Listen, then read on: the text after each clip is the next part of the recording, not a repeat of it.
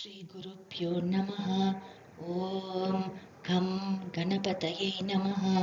ॐ श्रीदेवी खड्गमालास्तोत्रम्।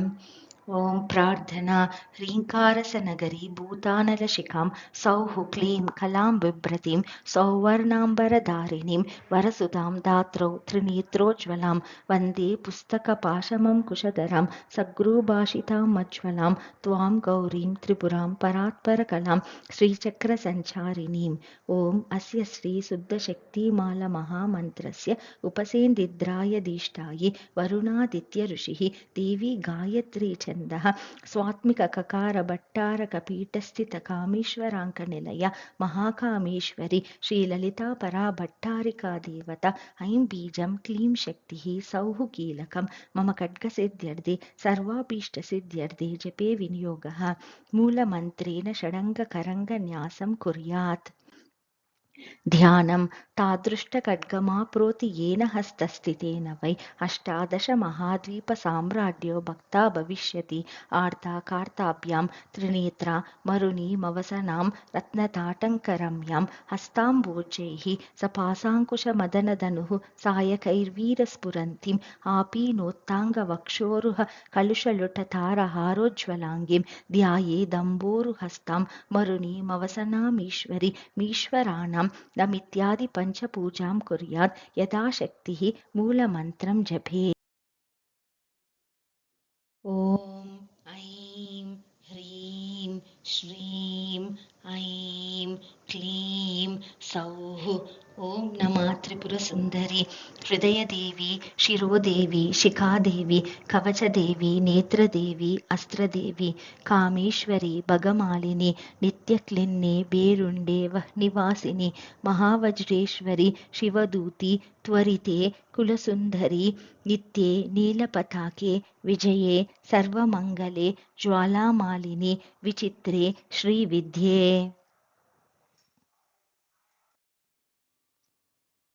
दक्षिणामूर्तिमयी नारायणमयी ब्रह्ममयी सनकमयी सनन्दनमयी सनातनमयी सनत्कुमारमयी सनत्सुजातमयी वसिष्ठमयी शक्तिमयी पराशरमयी कृष्णद्वैपायनमयी पैलमयी वैशम्पायनमयी जैमिनिमयी सुमन्तुमयी श्रीशुकमयी गौडपादमयी गोविन्दमयी श्रीविद्याशङ्करमयी पद्मपादमयी हस्तमलङ्कमयी त्रोटकमयी सुरेश्वरमयी विद्यारण्यमयी परमेष्टिगुरुश्री दक्षिणामूर्तिमयी परमगुरुश्री ब्रह्ममयी स्वगृहु श्री शङ्कराचार्यमयी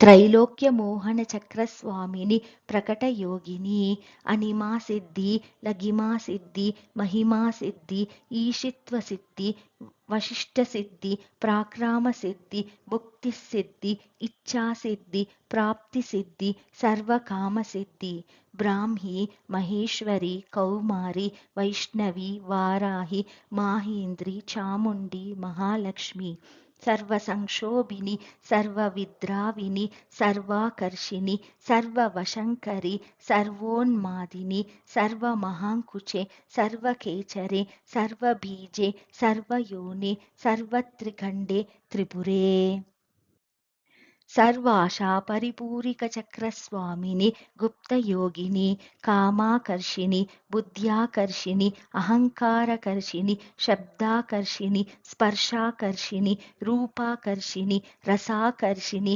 गन्धाकर्षिणि चित्ताकर्षिणि धैर्याकर्षिणि स्मृत्याकर्षिणि नामाकर्षिणि बीजाकर्षिणि आत्माकर्षिणि अमृताकर्षिणि शरीराकर्षिणि त्रिपुरेश्री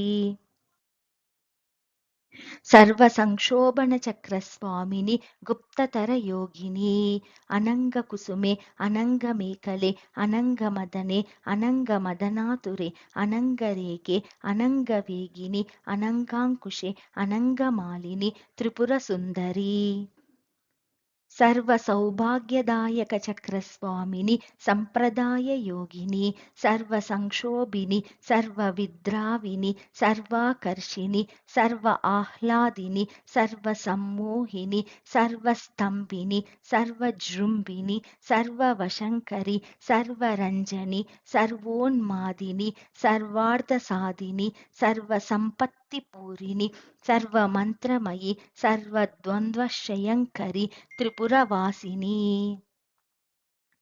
सर्वार्धसाधकचक्रस्वामिनि कुलयोगिनी सर्वसिद्धिप्रदे सर्वसम्पत्प्रदे सर्वप्रियङ्करि सर्वमङ्गलकारिणि सर्वकामप्रदे सर्वदुःखमोचनि सर्वमृत्युप्रशमनि सर्वविघ्ननिवारिणि सर्वाङ्गसुन्दरि सर्वसौभाग्यदायिनि त्रिपुराश्री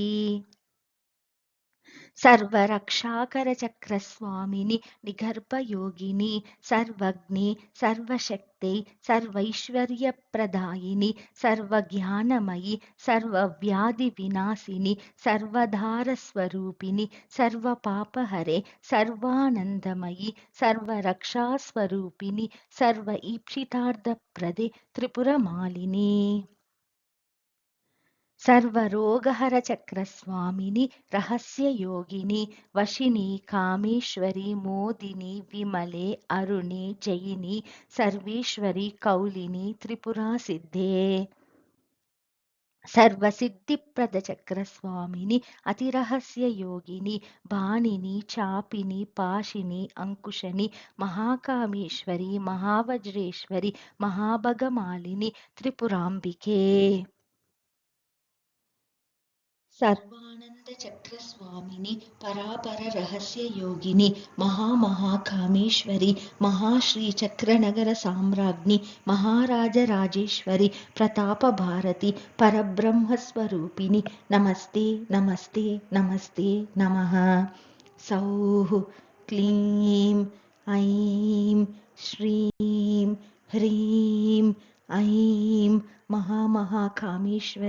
श्रीललिता पराभट्टारिका देवतायै नमः।